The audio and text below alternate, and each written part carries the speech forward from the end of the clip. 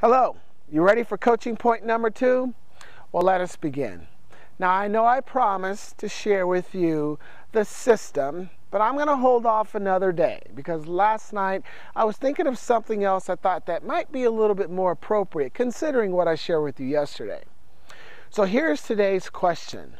What's your favorite quote?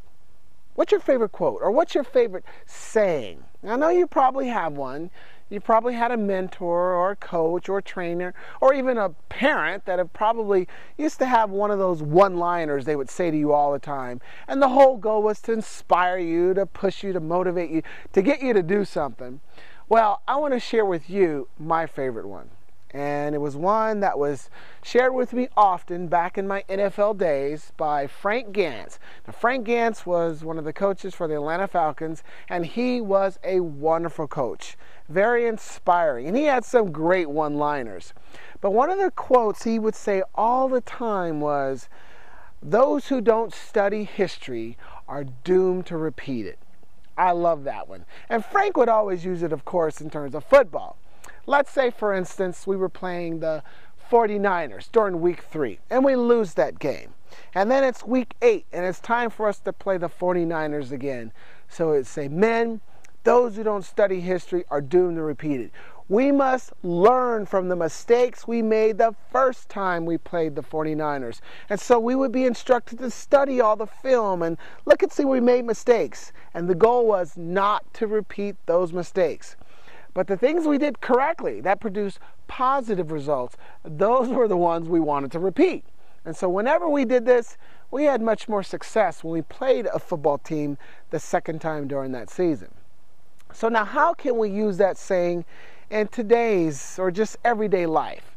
Well, let's think about people we know or people we don't know. Let's think about the choices that some people have made. Let's learn from the past by seeing the decisions that some have made. What were the results? Were they positive? Were they bad? Well, if they were bad, those are the ones we don't want to repeat. Those are the ones we don't want to do. But the choices that produce positive results, where someone became very successful or whatever, those are the ones we want to repeat. So think about that. We have so many people around us, our family, our friends, our business contacts, famous people, non-famous people, people we don't know. But we can always study the history and see what choices were made.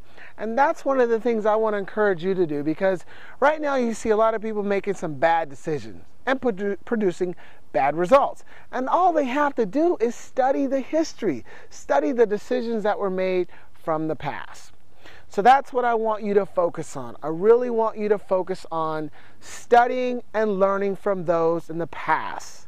Set your own good examples. Produce your own legacy, your own positive results, so you can give others something to study and others something to learn from. So can you do that? Can you break that cycle and don't make those bad decisions? If you can follow that simple tip, you have a better chance of being successful.